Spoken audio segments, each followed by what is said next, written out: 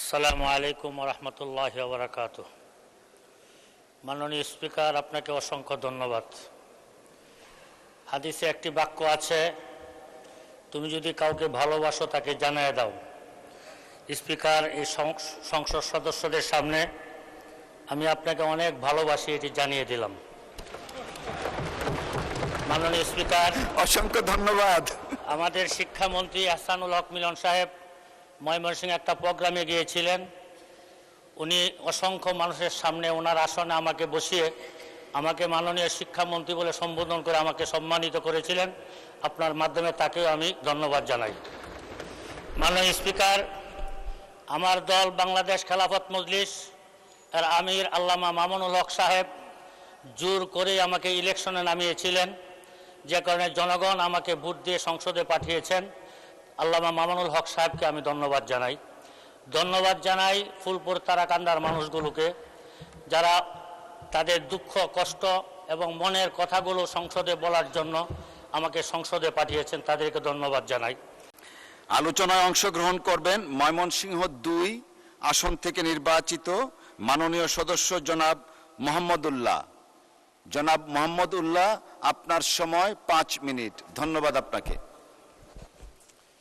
মাননীয় স্পিকার, এই বঙ্গর অর্থনীতিতে আমাদের অর্থমন্ত্রী হৃষ্টপুষ্ট এবং হ্যান্ডসাম একটা বাজেট ঘোষণা করেছেন। আমি মনে করি বাজেটটা সর্বদিক থেকে ভালো না হলেও মোটামুটি তুলনামূলক ভালো। এরপরে এখানে আরেকটা এরকম বাজেট এই সংসদে অসংখ্য হয়েছে, বাজেটটা বাস্তবায়ন আমাদের স্থানীয়ভাবে বাস্তবায়ন হয় না। আমি এই বছর আশা করি, যেহেতু আমরা বঙ্গর অর্থনীতির উপর দাঁড়িয়ে আছি, আমরা ৩০০-৩৫০ এমপি মন্ত্রী এখানে আছি, আমরা যদি হাদিস আল্লাহ রাসূল বলেছেন খায়রুন নাস মাইয়ানফাউন নাস, যে মানুষের কল্যাণ করে সে সবচেয়ে উত্তম ব্যক্তি, আর সংসদ সদস্যরা সবচেয়ে বেশি কল্যাণ করার সুযোগ থাকে। আমি মাননীয় স্পিকার, আপনার আসন নিয়েও কিছু কথা আমি বলবো, যে কারণে আপনার পক্ষ থেকে আমাকে একটু সময় দিবেন। আর আমার মাননীয় বিরোধী দলের চিফ হুইপ আমাকে বলেছেন সময়ের পরে 2 মিনিট উনি বাড়াবেন, তাহলে দুইজন যদি 2 মিনিট করে বাড়ান 4 মিনিট সময় আমি পাবো ইনশাআল্লাহ। মাননীয় স্পিকার, এই চিফ হুইপ মহোদয় কিন্তু নেই, মাননীয় চিফ হুইপ মহোদয় নেই এখানে। যিনি আছেন আমাদের রফিকুল ইসলাম খান সাহেব আছেন, উনি হয়তো সময় বাড়িয়ে দিবেন, হুইপ আছেন। মাননীয় স্পিকার, যে অর্থনীতির উপর আমাদের এই দেশ দাঁড়িয়ে আছে, সেই অর্থনীতির উপরে সবচেয়ে বেশি লুটপাট হয়। সেই অর্থনীতি লুটপাট যদি না হতো, এই দেশ উন্নয়নের জন্য 54 বছর অপেক্ষা করা লাগতো না। আজকে 54 বছর যাবৎ এ দেশের মানুষ সাফারা হচ্ছে। আমাদের এই দেশে যারা জনপ্রতিনিধি হয় এবং বিশেষ করে অনেক সরকারি কর্মচারী আছেন, যারা ঘুষ বাণিজ্য এবং অর্থ লুটপাটের সাথে জড়িত থাকার কারণে গত 17 বছর ইতিহাস আপনার এবং আমাদের সামনে আছে। আমি এখানে যারা আছেন এই বছরে 350 এমপি মন্ত্রীদের কাছে অনুরোধ করব, 5টা বছর জনগণের জন্য আপনারা মেহনত করেন। 5টা বছরের এই অর্থ বরাদ্দ জনগণের পিছনে ব্যয় করেন। এখানে যদি আপনারা এখানে খেয়ানত না করেন, এই 1 বছরের অর্থ বাজেটে আমাদের গ্রামের উন্নয়ন হবে ইনশাআল্লাহ। মাননীয় স্পিকার, আপনার কাছে একটা ছোট্ট আবদার থাকবে, আপনার মাধ্যমে আমাদের অর্থমন্ত্রীর কাছে আমার ছোট্ট একটা আবদার থাকবে। বিএনপি যখন থেকে প্রতিষ্ঠিত হয়েছে, বাংলাদেশের কওমি গণনার প্রতিটি মানুষ বিএনপির সাথে ছিল, এখনো আছে।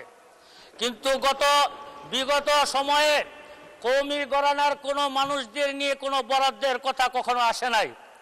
এই বছর আমরা ভেবেছিলাম যে এই বছর যেহেতু বিএনপি ইসলামপন্থী দল, ইসলামে মূল্যবোধে বিশ্বাসী, তারা যেমন নৃগোষ্ঠীকে তারা অর্থনীতির বরাদ্দের মধ্যে এনেছে, কওমি অঙ্গনকেও তার বরাদ্দের মধ্যে আনবে। কিন্তু অত্যন্ত দুঃখের বিষয়, কওমি গণনার আলেম উলামা এবং সেই সমাজের মানুষগুলোকে তারা কোন গ্রহের মানুষ মনে করে, এটা আমার বুঝে আসে না মাননীয় স্পিকার। এই জন্য আমি অর্থমন্ত্রীর কাছে সবিনয় অনুরোধ করব যে কওমি গণনার আলেম উলামা ছাত্রদেরকেও আপনাদের এই অর্থ মন্ত্রণালয়ের একটা বাজেট দিয়ে তাদেরকে আপনাদের এই দেশ উন্নয়নের কাজে তাদেরকে কাজে লাগানোর ব্যবস্থা করা হোক। মাননীয় স্পিকার, আপনি যে অঞ্চলের এমপি, আমি আপনার কাছাকাছি এমপি, আপনার এলাকায় যত সমস্যা, সেই সমস্যা আমার এলাকাও। লক্ষ লক্ষ মানুষের শুধু একটাই ফোন আসে, এই বৃষ্টির দিন মানুষ কোথাও চলাচল করতে পারে না, প্রতিটা রাস্তাঘাটে হাঁটু পানি পর্যন্ত জমে যায়, রিক্সা উল্টে অনেক মানুষ অ্যাক্সিডেন্ট করে। মাননীয় স্পিকার, আমি আপনার কাছে আপনার মাধ্যমে অনুরোধ করব। মাননীয় সদস্য, সময় শেষ, তারপরেও 2 মিনিট দাবি করা হচ্ছে, 2 মিনিট বাড়িয়ে দেওয়া হলো। আর আপনার কনস্টিটিউন্সির উপর দিয়ে আমি যাই, একটা তো দায়বদ্ধতাও আছে, 2 মিনিট বাড়িয়ে দেওয়া হলো। আপনার পক্ষ থেকে 2 মিনিট চাই মাননীয় স্পিকার। গ্রামীণ অর্থনীতিকে আগে আনতে হলে রাস্তাঘাটের উন্নয়ন লাগবে। এই রাস্তাঘাটে আমার এলাকায় প্রায় 2 থানায় প্রায় 400 কিলোমিটার রাস্তা কাঁচা, যতটুকু পাকা আছে ওইটুকু অচলযোগ্য। আমি মাননীয় সড়ক যোগাযোগ মন্ত্রীর কাছে অনুরোধ করব যে আমার দিকে একটু নজর দিবেন এবং আমার এলাকার মানুষের চলাচলে একটা সুব্যবস্থা করে দিবেন ইনশাআল্লাহ। মাননীয় শিক্ষামন্ত্রীর কাছে বলবো, মাননীয় শিক্ষামন্ত্রী, আপনি আমাকে অনেক ভালোবাসা দিয়েছেন, আমি আপনার প্রতি অনেক সন্তুষ্ট, খুশি।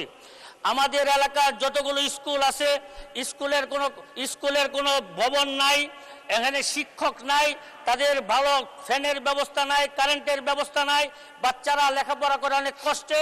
আপনি একটু শিক্ষা খাতে যেমন বড় বরাদ্দ পেয়েছেন, এই বরাদ্দটা যেন সুষম বন্টন হয়, আমার এলাকায় যেন আমি আমার প্রাপ্য অনুযায়ী যেন আমি পাই, এলাকার উন্নয়নে আমি কাজ করতে পারি। মাননীয় স্পিকার, আমার এলাকার 2টা থানা, একটা পৌরসভা আছে, পৌরসভা ইউনিয়নের মতো কোনো উন্নয়ন নাই, রাস্তাঘাট নাই, ড্রেনেজ নাই। ফুলপুর থানার উপজেলার মানুষ এবং পৌরসভার মানুষগুলো বৃষ্টি আসলে তারা চলাচল করতে পারে না। আমি বলবো প্রত্যেকটা পৌরসভাকে যেন উন্নত করা হয়, সি গ্রেড থেকে এ গ্রেডে উন্নত করা হয়। ঠিক তেমনিভাবে তারাকান্দা বিশাল একটা বাজার এবং বিশাল জনগোষ্ঠী এখানে বসবাস করে। এটা পৌরসভা না থাকার কারণে গ্রামের এলাকার মতো ইউনিয়ন পরিষদের মতো রাস্তাঘাট নাই, ড্রেনেজ নাই, জলবদ্ধতার কারণে মানুষ চলাচল করতে পারে না। মাননীয় স্পিকার, আপনার মাধ্যমে তারাকান্দা যেমন উন্নয়ন চাই, ঠিক তেমনিভাবে তারাকান্দাকে পৌরসভা ঘোষণা করা হোক, এই আবেদন আমি আপনার মাধ্যমে জানাই। মাননীয় স্পিকার, সময় শেষ হয়ে যাচ্ছে, আপনি দয়া করে একটু সময় আমাকে বাড়িয়ে দিবেন।